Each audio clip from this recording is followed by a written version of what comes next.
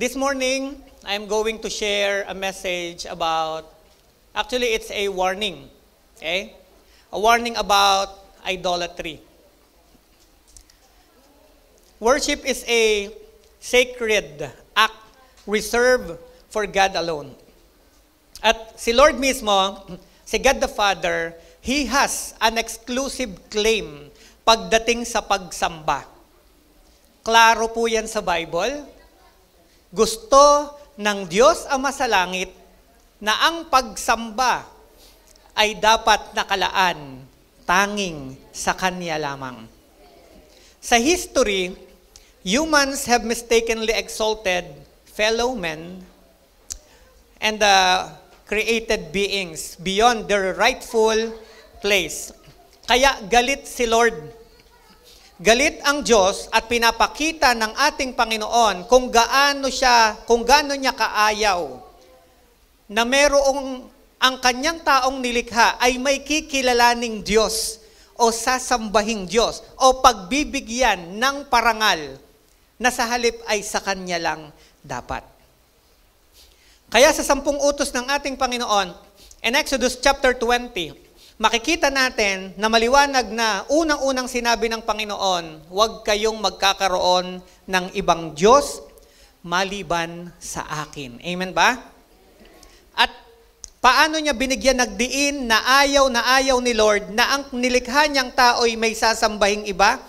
Sabi niya, susumpain ko up to 4th generation. Yung mga tao na magkakaroon ng ibang Diyos maliban sa akin.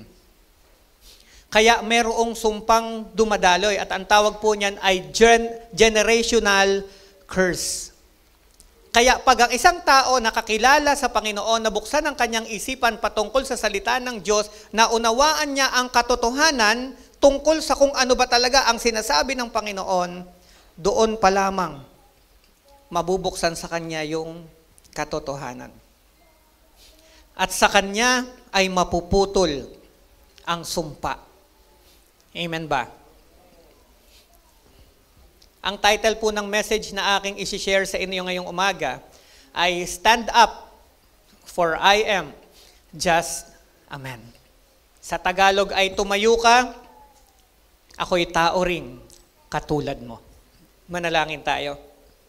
Makapangyarihang Diyos, biyayaan mo po ang bawat isa na maibigay lamang sa iyo ang karangalang nararapat sa iyo.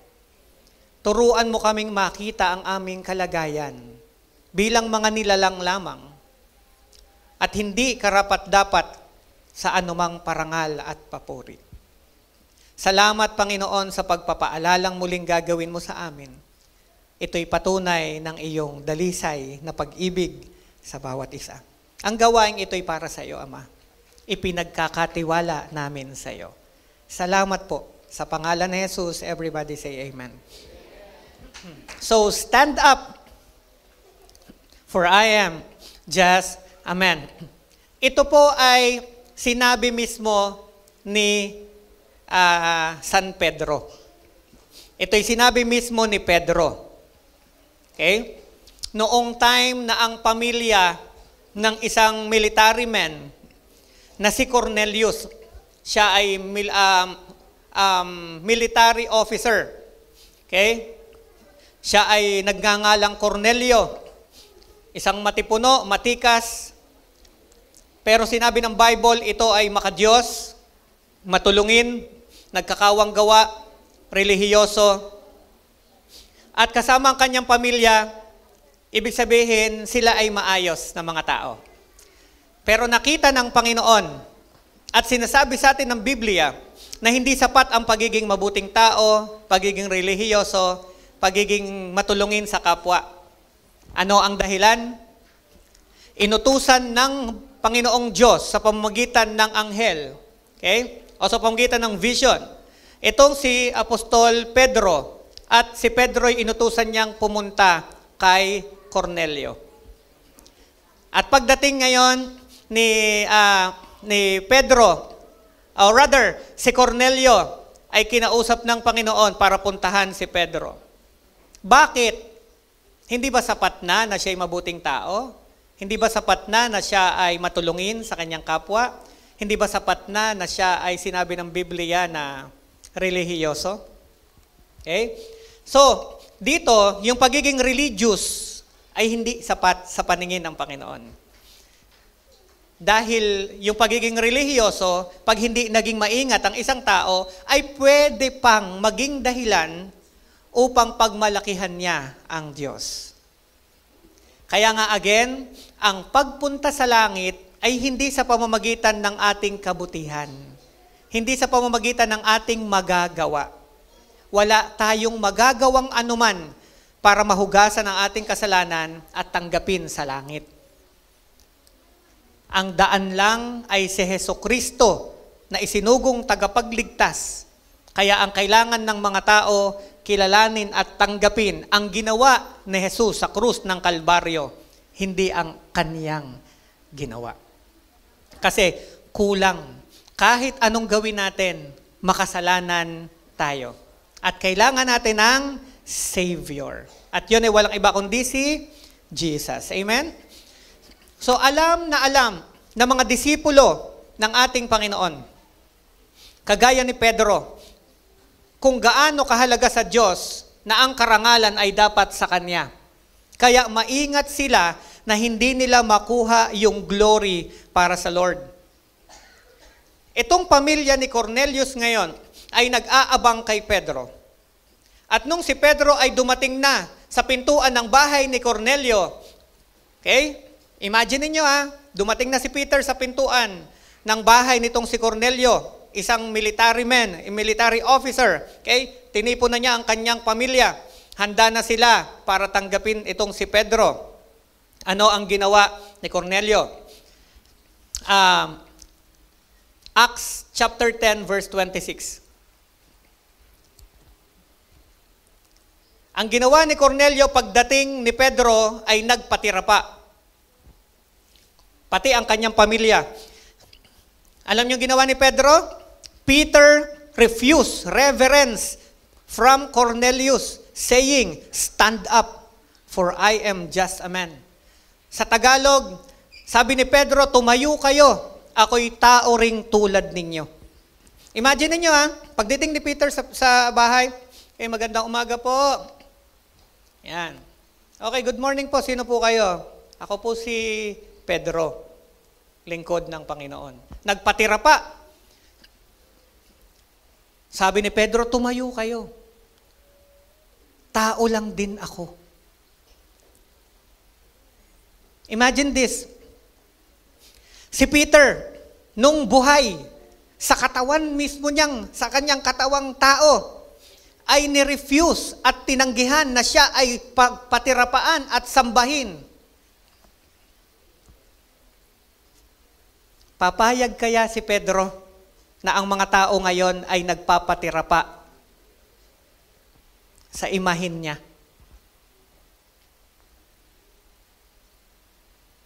Hindi. Ayaw na ayaw ni Pedro na sambahin siya at pagpatirapaan ng mga tao. Sa Diyos lamang ito dapat. Kaya ang sabi niya dito he refused reverence. Ayaw niya. Kaya kung makakausap mo siya personal, sasabihin niya sa'yo, hindi, wag niyo akong tao lang ako. At may kaparehas po ang verse na ito sa Revelations chapter 22 verse 9. Tingnan natin. Dito naman, kanina si Pedro, nirefuse niya yung reverence na ginagawa ng pamilya ni Cornelio. Dito naman sa Revelations 22 verse 9, mismong angel ni Lord. Anghel ng Panginoon ito Okay. Si John the Baptist ay binigyan ng Panginoon John the Beloved ay binigyan ni Lord ng vision. Dinala siya sa langit. At nung siya naroroon na, nakita niya ang anghel ng Panginoon. The same din ang ginawa ni John. Normal kasi sa tao. Bakit? Yun yung ating nalaman noon Kaya pag nakita natin kakaiba, kahit nga sa puno ng saging, kumislap lang yan, talaga namang, amen ba? Yan kasi ang mga Pilipino. Pero tingnan nyo pati si John, lingkod ng Panginoon, nakita niya yung angel. Anong ginawa niya? Ganun pa rin, nagpatira pa si John. Ano sinabi sa kanya ng anghel? Revelations 22 verse 9, sinabi niya, huwag. Okay? Sabi ng anghel, huwag. Nakita nagpapatira pa. Pati yung anghel takot. Ayaw niya na makakakuha siya ng pagparangal, pagsamba na dapat ay sa Diyos na lumalang at lumikha, pinakamakapangyarihan sa lahat. Sabi niya, huwag. Ako may aliping ding tulad mo. Kasi si John, lingkod din ng Diyos. Yung angel, katulad natin, lingkod lang din ng Diyos. Kaya sabi niya, huwag. Ako may aliping din tulad mo, at tulad din ng iyong mga kapatid na propeta. At ng lahat ng sumusunod sa mga salita sa aklat na ito, tayong lahat, pare-parehas lang daw tayo. Mga propeta ng Diyos, mga disipulo ni Kristo, lahat. Tayong lahat na sumasampalataya, pantay-pantay, pare-pareho. Ano sabi niya?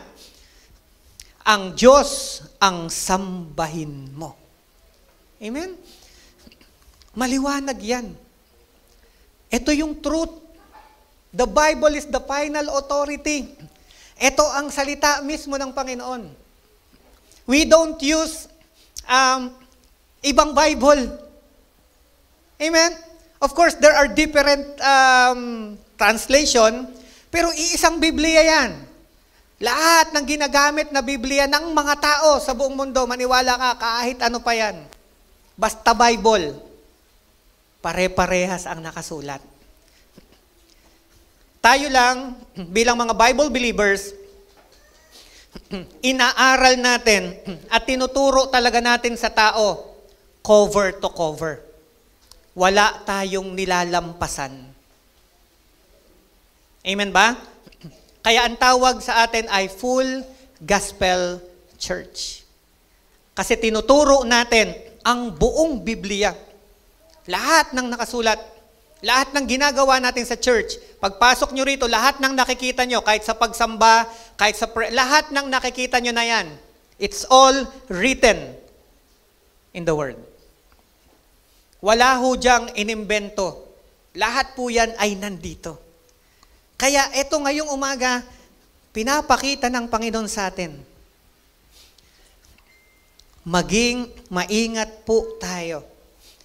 Kung si Apostol Pedro at mismong ang anghel ng Panginoon, okay, ay nirefuse ito, tayong mga naglilingkod sa Diyos, wag na wag tayong kukuha ng kaluwalhatiang dapat o nararapat sa Diyos. Habang ginagamit tayo ni Lord, hindi maiiwasan na nakikita yung gifts of the Holy Spirit. Nag-ooperate ka sa mga kaloob ng Banal na Espiritu Santo at hindi maiwasan na, di ba, may mga taong natutuwa, namamangha, especially pag ginagamit ka na ni Lord sa pagpe-perform ng signs, wonders, and miracles. Amen ba? Nakikita natin yan sa mga pastors natin, nakikita natin yan sa mga leaders natin. We don't just preach the Word of God, we demonstrate the Word of God through signs, wonders, and miracles. Kayo mga nauna sa inyo, nakita na ninyo kung paano gumawa ng kapangyarihan ng Panginoon sa pamagitan ng ating mga leader. Mga nagwawala, mga nasasapian, mga may sakit na biglang pinagagaling ng Panginoon, instant healing, at hindi malayo. May mga mahusay magsalita, di ba? Lahat yan kaloob ng Panginoon. Wag na wag nating iisipin o aangkinin ang karangalan. Sa Diyos lang yan nararapat. Kaya ang lagi nating sinasabi, oy Brad, nabibless ako sa buhay mo, ang galing mo naman, ang ganito. Praise God po. Amen? Bakit? Kasi ang Diyos lamang ang pinakamahusay, ang pinakamagaling. Amen ba? Palakpakan natin si Lord. So stand up, for I am just a man. Number 1, lesson na mapupulot natin dito. True servants of God always point back to Him. Ang totoong lingkod ng Diyos ay hindi yung ako, hindi. Ang totoong lingkod ng Diyos ay hindi ako, siya. Kaya ang trabaho nating mga naglilingkod sa Panginoon ay ituro ang tao palapit kay Kristo. Hindi natin sinasabing, uy, punta ka rito. Ganyan, tutulungan kita sa lahat ng... Hindi. Wala tayong pinapangakong ganon. Lagi nating sinasabi, tanggapin mo ang Panginoon. Kasi siya lang naman talaga ang sagot, siya lang naman talaga ang Diyos, siya ang dapat nating kilalanin. Amen po ba? Kaya dun sa text natin, makikita natin, Peter and the angel, they are both redirected glory to God, not themselves. Takot sila eh. Because a true messenger never seeks to be worshipped, but to lead others to the one and true God. Tandaan natin ha, mga kapatid, tayo ay naligtas, nakakilala sa Panginoon, and we have all one common mission. Ang mga tao ay makilala ang nag-iisa, pinakamakapangyarihan sa lahat. Ang tunay na Diyos. Pag sinabing tunay, hari ng mga hari, Diyos ng lahat ng Diyos. Pag sinabing tunay, namatay at muling nabuhay. Pag sinabing tunay, omnipresent, omnipotent God, and omniscient God. All-powerful God, all-present God, and ano pa? All-knowing God. Siya lang ang may ganong attributes. Pag sinabing makapangyarihan at tunay na Diyos, kaya niyang sumaisang lugar sa iisang pagkakataon. Nandito si Lord, nandyan si Lord sa labas, nasa Amerika si Lord, nasa Japan si Lord, at the same time. Hindi mo kailangang puntahan kung nasan nandun ang Diyos, kasi ang Diyos ay sumasa lahat ng dako. Yan ang unang attributes ng tunay at makapangyarihang Diyos. Pangalawa, omniscient, all-knowing. Nababasa niya, hindi mo pa naiisip, alam na niyang iisipin mo. Alam niya ang nakaraan mo, alam niya ang kasalukuyan mo, alam niya ang hinaharap nyo. Yan ang Diyos. Tunay na Diyos. Ano pa? Ano pa isa? Omnipotent God, all-powerful God. He is in control of everything. Huwag tayong maniwala sa sinasabi ng mga, ano yun? Yung mga hindi naniniwalang may Diyos, naniniwala sa science, na ang nangyari na lamang ang lahat, ang tao ay nagkaganito, dahil sa maraming evolution. Hindi. Merong isang divine architect na siyang humahawak sa lahat ng planeta.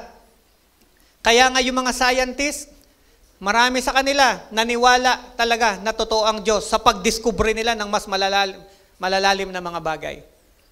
Imagine, trillions yung nandyan nagliparan dyan sa atmosphere. Trillions yan. Tayo, yung Earth, isa lamang dyan.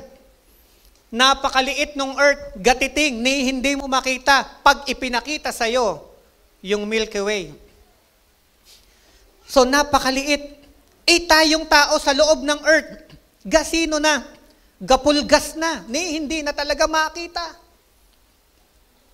Pero bakit hindi nagbabanggaan? Lahat sila'y nakatayo sa lugar kung saan.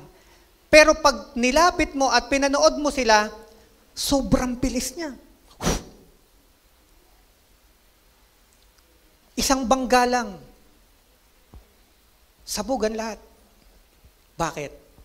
Dahil may Diyos na makapangyarihang humahawak dito. Palakpakan natin ang Diyos nito.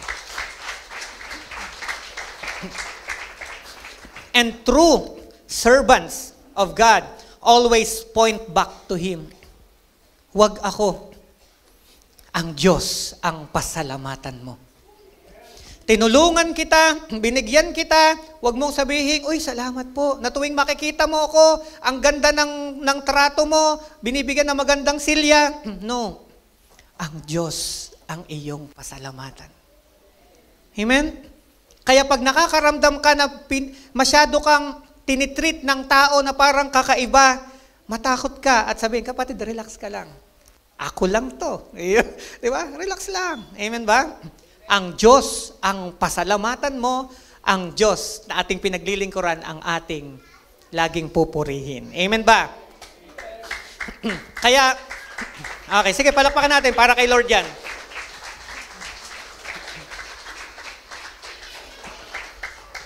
Naalala ko merong isang tao na gumawa ng mabuti doon sa kapatid natin. Panay ang message niya nung ginawa ng mabuti. Uy, kapatid, maraming salamat. Kapatid, God bless you. Kapatid, thank you. Alam mo, sumagot yung kapatid natin na gumawa ng mabuti. Sabi niya, Brad, magpasalamat ka lang sa Diyos, masayang-masaya na ako. Amen ba? Simula ngayon, ganun. Hayaan nating maramdaman ni Lord. Hindi tayo at wala tayong bala kumuha ni katiting na kaluwalhatian sa Diyos lahat. Sa Diyos lahat. Una, lahat ng meron tayo, kaloob, biyaya, ipinagkatiwala ng Diyos. Walang atin. Kahit ang ating sariling buhay, hindi atin. Kaloob lamang ng Diyos. Pahiram ng Diyos. Yung time natin sa mundo, pansamantala. Steward tayo sa lahat ng bagay na pinagkatiwala ni Lord. So maging mabuting katiwala tayo. Huwag tayong katulad nung nabasa natin sa Bible na katiwalang naging masama. Inabuso ang kanyang Tayo hindi. Dapat maging good steward tayo ng lahat ng kaloob ng Diyos. Paano ka magiging good steward? Huwag mong kalilimutan na hindi ikaw ang owner. Lagi mong tatandaan, pinagkatiwalaan ka lang. You are blessed financially, pinagkatiwalaan ka. I-manage mo yan ng maayos. You are blessed with many talents, skills, wag mong iiyuhin. Or else, hindi mo tunay na mararanasan ang tunay na saya ng buhay sa mundong ito. Ano man ang makamit ng isang tao, kung wala itong laman sa loob. Sabi ng Bible, para lamang itong mga nicho, malinis sa labas pero bulok ang loob.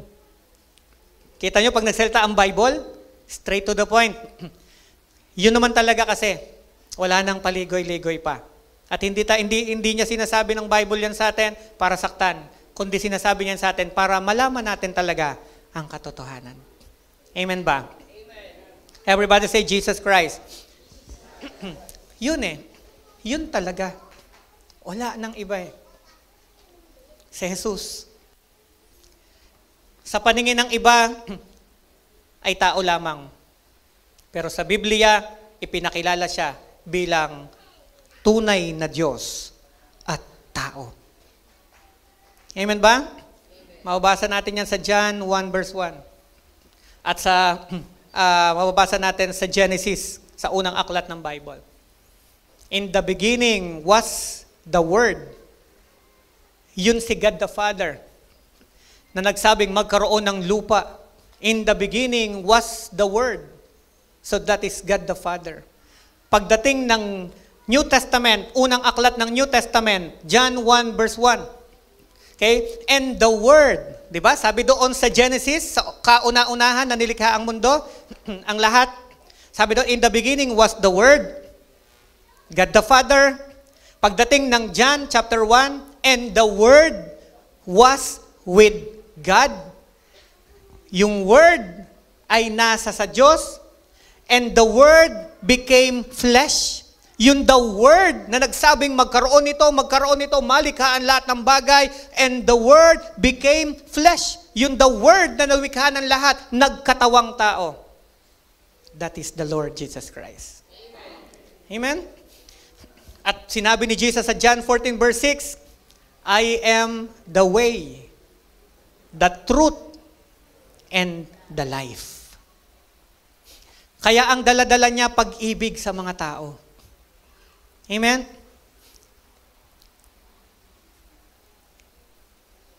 Sabi mo sa tabi mo, I love you.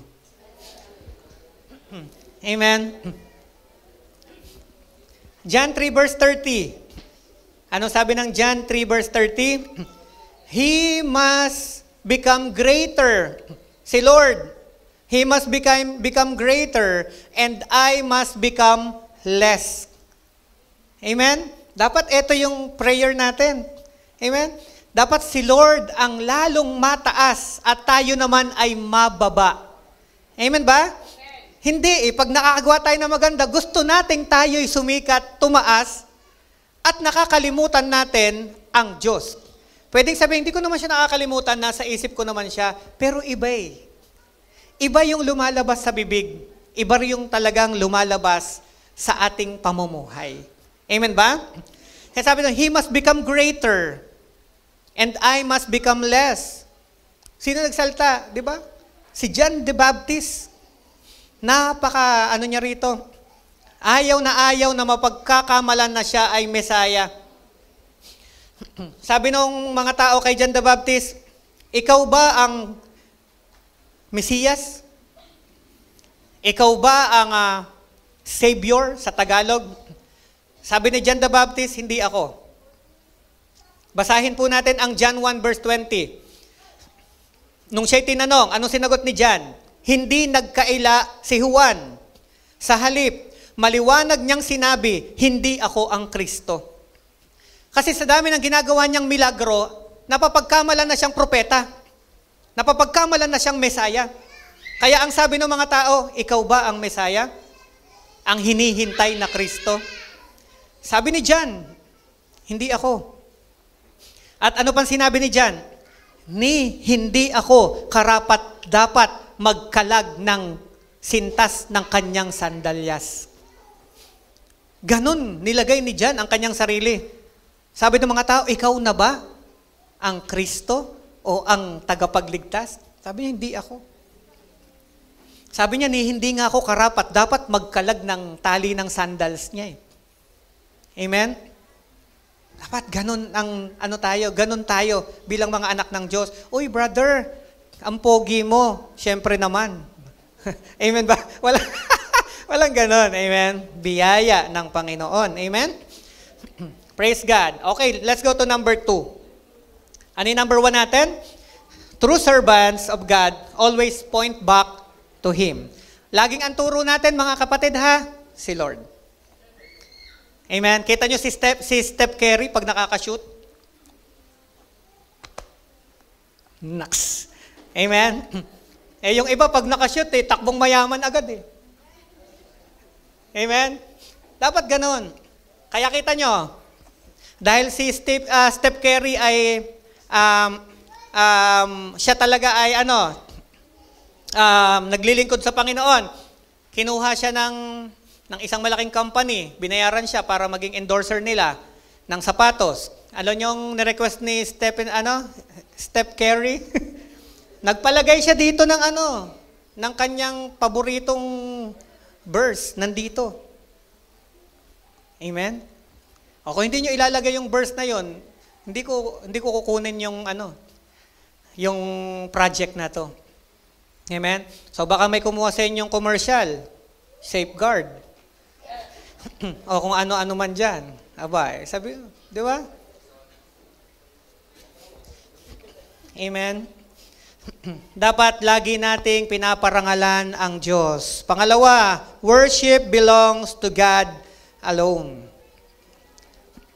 Ano yung response ng angels nung nagpatira pa si John? Very clear no? Sabi niya, pares lang tayong servant. Huwag ako ang iyong i-worship. Only God is worthy of worship. Even the most glorious created beings, etong angel, holy angel, alam niya kung saan siya lulugar. Kaya yung anghel, nakilala natin, na lumampas sa dapat niyang kalagyan, gustong lampasan ang Diyos. Sabi niya, gusto niya, mababasa natin sa Isaiah, yung dahilan kung bakit si Satanas, na dating anghel ng Panginoon ay naging Satanas, dahil doon sa 5 I want to, diba? Gusto niyang lampasan o pantayan ang Diyos, which is imposibleng mangyari. Kaya delikado. Pwede kasing, kunyari, hindi naman. Pero sa totoo, ganyan eh. Pagka minsan ay dahan-dahan kang kinakain ng magagandang ginagawa mo, nakakalimutan natin na ito pala ay dahil lamang sa Diyos. Again, sabi ng Exodus 20 verse 3, "You shall have no other gods before me." You shall have no other gods before me. Kaya si Moises, nung pinaakyat ng Panginoon sa bundok ng Sinai, ibinigay sa kanya ng Panginoon ang 2 tableta kung saan nakasulat yung 10 Commandments, isinulat mismo ng kamay ng Diyos sa pamamagitan ng apoy na umukit doon sa mga bato. Pagbaba ni Moises para sabihin sa kanya na ito ang 10 Commandments, nakita na niya ang mga tao, may iba na namang Diyos na sinasamba. Laging ang tao ay ganoon. Gusto ng tao lagi merong, di ba, may sasambahin. Kaya nga, pag may leader yan, tas yung leader nila pawala-wala, gagawa yan ng panibagong leader. Amen ba? Ganon niya. Kaya sabi, Moses, ha? Sina Miriam, tinawag nila, ikaw na mag-lead sa amin. Magbasa tayo ng Bible. Okay? Romans chapter 1, 21 to 25. Sige po, pakita na po natin, isa-isa. Verse 21. Basahin natin sabay-sabay. Go! Kahit na alam nilang may Diyos, siya'y hindi nila pinarangalan bilang Diyos, ni pinasalamatan man lang. Sa halip, naghaka-haka sila ng mga bagay na walang kabuluhan. Ano nangyari? Kaya't nagdilim ang hangal nilang pag-iisip. Sila'y nagmamarunong, ngunit lumitaw na sila'y mga hangal. Tinalikuran nila ang kaluwalhatian ng Diyos na walang kamatayan. At ang sinamba nila'y mga larawan. Ulit. At ang sinamba nila'y mga larawan ng mga taong may kamatayan, ng mga ibon, ng mga hayop na may 4 na paa at ng mga hayop na gumagapang. Kaya't hinayaan na sila ng Diyos sa kanilang maruming pagnanasa. Kaya yung ganong pag-iisip sa paningin ng Diyos, maruming pagnanasa yon, di ba? Maruming desire. Hanggang sa hindi na nila mapigil ang paggawa ng kahalayan sa isa't isa. Ang katotohanan tungkol sa Diyos ay tinalikuran at pinalitan nila ng kasinungalingan. Binulag ang tao sa pamamagitan ng pinalitan ang katotohanan ng kasinungalingan. Eto, sinamba nila at pinaglingkuran ang mga nilikha. Sa halip na ang lumikha na siyang dapat papurihan magpakailanman. Amen. Church, mahalaga sa Diyos. Kaya sabi ng Bible, hindi lahat ng tumatawag sa aking Panginoon, Panginoon, papasok sa langit. Kundi yun lamang tumutupad at gumagawa ng kalooban ng aking Ama na nasa langit. Hindi sapat na sinasabi natin, alam ko namang may Diyos, naniniwala akong may Diyos. Gusto ng Panginoon, kilalanin mo siya, biblically. Sino ba talaga siya? Napakahalaga niyan, mga kapatid. Pundasyon yan. Ano mang gawin mo, kung hindi matatag ang pundasyon, guguho sa harap ng Diyos. Amen ba? Amen. Kaya ang pagkakilala mo sa tunay at makapangyarihang Diyos ay isang pundasyon na siyang magsasabi kung gaano katatag ang iyong tinatayuan. Kaya ulitin ko, dito sa church, we don't introduce new or other religion. Kasi maliwanag ang Bible, walang relihiyong makapagliligtas. Pero tingnan nyo, relihiyon ang pinag-uusapan at pinag-aawayan ng maraming tao. Dapat ang pag-usapan ay si Jesucristo na napako sa krus ng Kalbaryo, na siyang tumubos sa ating mga kasalanan. Ang tanong, nasa iyo na ba si Jesus? Tinanggap mo ba siya bilang Panginoon at tagapagligtas? Ikaw ba ay merong tamang relasyon sa Diyos? At doon nasusunod yung, sino ba ang tunay at makapangyarihang Diyos. Kasi marami nagkiklaim na sila ang Diyos. Iba-iba ang Diyos na pinapakilala sa mundo. At yan ang strategy ni Satanas upang guluhin, lituhin ang mga tao. At ang layunin na Satanas, mapahamak ang mga tao, hindi mapunta sa langit, kundi makasama niyang parurusahan sa impyerno. Pero anong gusto ng Panginoon? Ang mabuksan ng isip ng mga tao tungkol sa kung sino siya, anong plano niya.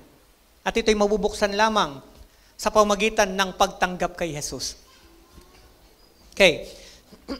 Yung dalawang nakapako sa krus, lagi ko itong binabanggit. Sabi nung isa, kung talagang Diyos ka, bumaba ka, iligtas mo ang sarili mo. Sabi naman nung isa, Panginoon, alalahanin mo ako pag naghahari ka na. Di ba sabi ng Panginoong Yesus, ngayon din, isasama kita sa paraiso. Yung naniwala at sumampalataya kay Jesus, binigyan ng assurance, isasama kita. Kahit makasalanan ka, ipapakita ko sa iyo na walang anumang kasalanan ang tao na hindi kayang hugasan ng dugo ng isinugong tagapagligtas. Kaya yung dalawang tao, nare-represent nila ang dalawang klase ng tao sa mundo. Dalawa lang ang tao sa mundo eh. Mga naniniwalang si Jesus ay Diyos at tagapagligtas at hindi naniniwala na si Jesus ay Diyos at tagapagligtas. Dalawa lang yan. At yan dalawang tao na yan ay dalawa lang din ang ginagawa sa mundo. Yung isang tao ay naniniwalang siya'y pupunta sa langit sa pamamagitan ng kanyang gawa at magagawa. Yung isang tao ay naniniwala na wala siyang magagawa kundi manalig kay Jesus sapagkat si Jesus lamang ang kanyang tagapagligtas. Amen. Dalawa lang. Amen? Kapatid, kung nananalig ka kay Jesus, tinanggap mo siya ng buong puso at isinorender mong buhay mo sa Kanya, siyang relihiyon mo. Si Jesucristo. Amen? Pastor, ba't may pangalan yung church natin? Para lang magkaroon ka ng identity. Amen? Pero pansinin nyo, hindi tayo lumalapit sa tao, uy, tanggapin nyo po si JA1 Church. Pagka naging member ka namin, ligtas ka na. Walang ganon sa Bible. Ang pinapakilala natin ay si Jesucristo dahil siya lang naman ang daan, hindi tayo. Ganyan din ang ginawa ng mga naunang nag-invite sa atin. Tanggapin mo si Jesus. Amen ba? Praise God. Kaya huwag masyadong focus sa channel, mga kapatid. Napag-usapan namin to ng mga tatay last week. Huwag masyadong focus sa channel. Ang focus ay sa source. Amen? Host. Di ba? Dinadaluyan ng tubig. Minsan, masyado tayong nagpapasalam, uy, thank you sa host, buti na lang. Laging ganon. May taong ginamit sa iyo si Lord, uy, salamat po. Ang bait-bait mo sa Kanya. Nakalimutan mong magpasalamat sa Diyos na siyang humipo sa Kanya para tulungan ka. Amen? Wag yung channel sa source ka dumirekta. Amen? Hindi ka mauubusan. Alam mo bang pag nakadirekta ka sa source, hindi lang isang host ang pwede mong ikabit, pwede ka maglagay ng multiple na host doon. Lagyan mo kahit 10. Nasa sayo. Bakit? Nakadirekta ka doon sa source eh. Kung dito ka lang, anong tawag sayo? Submitter. Amen? Alam mo bang pag submitter, hindi na buo ang nakukuha mo? Kasi submitter. Pangalawa, ang babayaran mo hindi na mura. Kasi nakasubmitter ka. Kaya pag kay Lord ka nakadirekta, yung buong buhos ng pagpapala sa'yo. Eto matindi. Dahil nakadirekta ka sa source, gagamitin ka ng source para maging channel of blessing. Kaya ikaw ay pagpapalain dahil nakadirekta ka sa source, marami ngayong mapapagpala sa buhay mo. Dahil ikaw ngayon ay channel of God's blessing. Amen ba? Kaya sabi mo sa tabi mo, the Lord will bless you more. Amen? Last, number 3. Human beings are fallible and should not be idolized.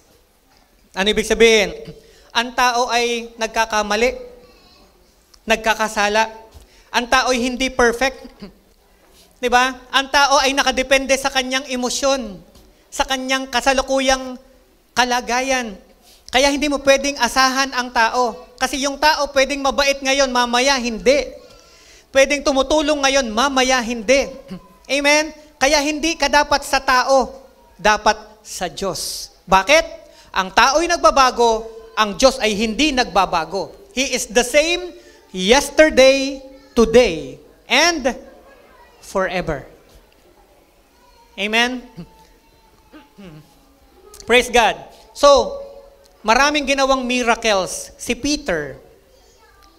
Pero makikita natin sa kanya kung gaano siya naging humble. We must not exalt spiritual leaders. Reminders po ito sa ating lahat. Dapat po ay sa Diyos lamang ang ating pasasalamat. In the book of Acts, many miracles performed by Jesus. Okay? At ng kanyang mga disciples.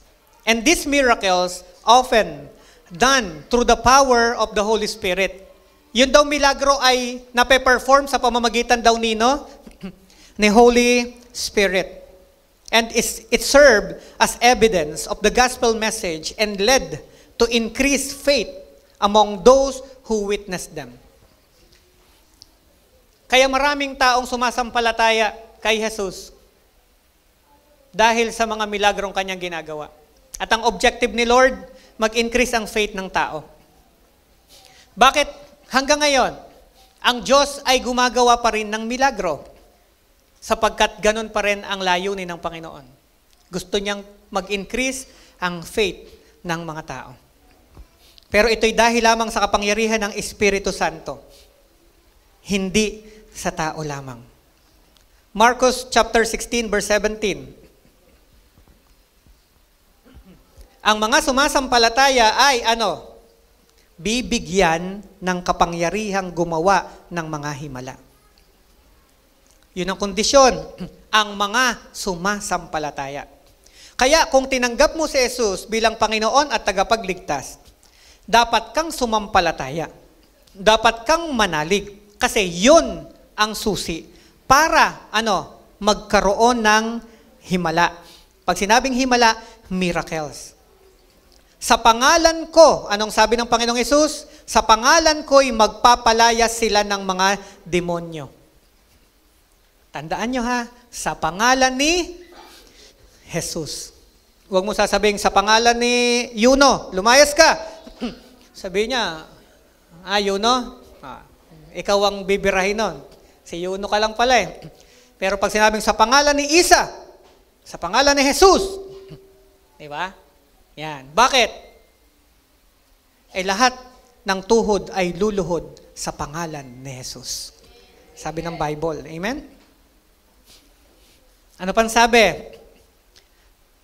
Magpapalayas ng mga demonyo at magsasalita ng iba't ibang wika.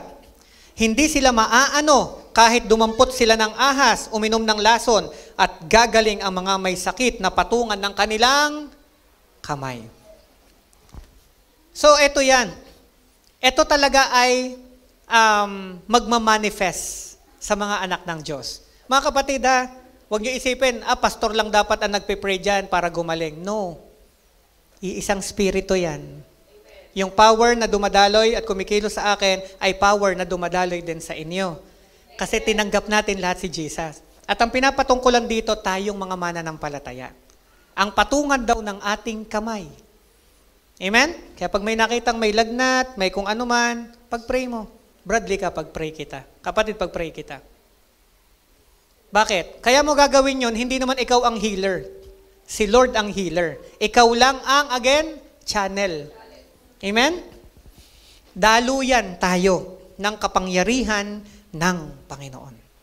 At ang sabi, hindi sila maaano. Yun yung pangako. Pag ikaw ay sumunod sa Panginoon, hindi ka maaano. John 14 verse 12. Ano sabi?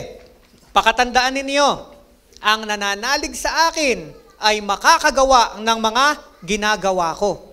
Yun daw mga milagrong ginawa ng Panginoong Hesus, magagawa din ng isang taong sumasampalataya sa Kanya. At sabi ni Jesus, tingnan nyo higit pa rito, Higit pa kaysa rito. Yun daw ginawa ni Jesus na miracles, yun daw sumasampalataya sa Kanya ay pwedeng gumawa ng higit pa sa Kanyang ginawa. Bakit? Sapagkat babalik na ako sa Ama. Mas matindi yung power.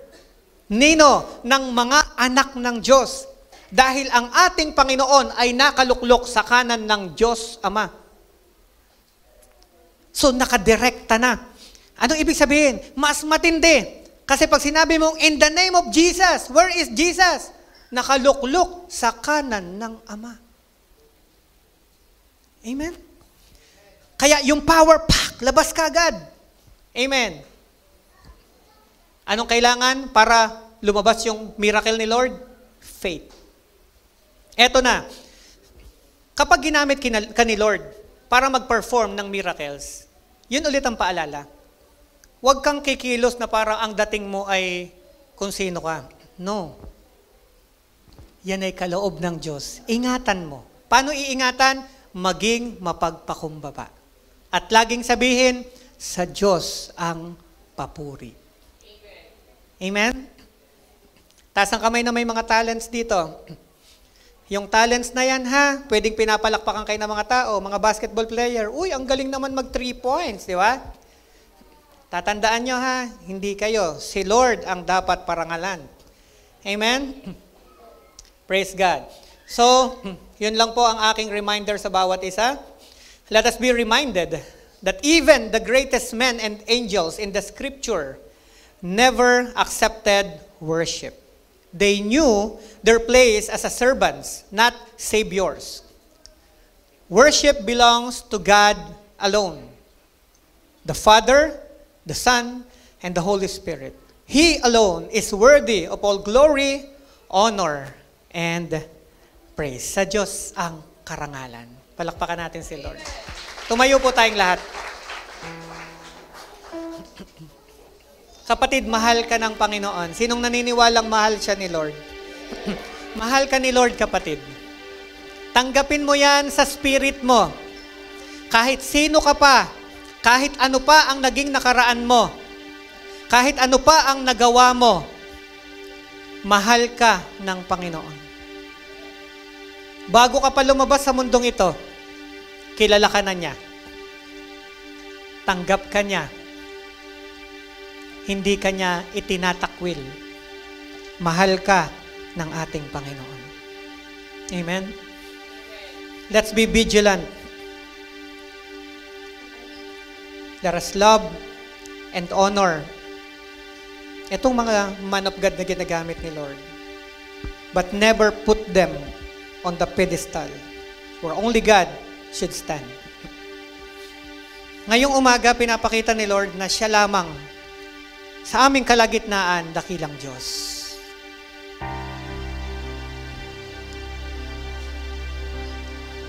Katulad ng panalangin ko kaninang madaling araw, Panginoon. Let the Shekinah glory of yours be seen and manifest sa aming kalagitnaan ngayon. Walang ibang pangalan kaming itataas. Wala kaming kikilalanin maliban sa iyo. Ikaw ang hari ng mga hari. Ikaw ang Panginoon ng lahat ng Panginoon. At sinabi mo sa amin, Panginoon, na kung ikaw ay kakampi namin, sino ang lalaban sa amin? Kaya sa pangalan ng Panginoong Hesus, humihingi po kami ng tawad sa mga panahon at pagkakataon na nakiliti kami ng papuri. Natuwa kami sa mga pasasalamat at parangal. Nakalimutan namin na ang lahat ng ito'y biyaya mo. Lalo na patawarin mo kami sa mga panahon na nakita mong naging mayabang kami. Na nakita mong umasta kami ng hindi nararapat. Alam naman namin na ang lahat ay may hangganan. Ang lakas ng katawan ay may hangganan. Ang kayamanan ay may hangganan. Ang kapangyarihan ay may hangganan. Ang titulo ay may hangganan. Panginoon, ilagay mo kami sa pinakamababang tayo kung saan lalo kang mapaparangalan. Salamat, Panginoon. Gamitin mo kami para maging mabuting daluyan ng lahat ng pagpapala mo sa mga tao sa paligid natin. Maghari kang lubos sa puso ng bawat isa.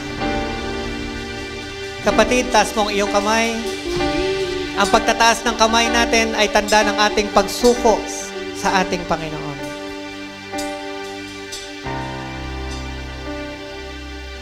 I-surrender natin ang lahat sa Diyos ngayon.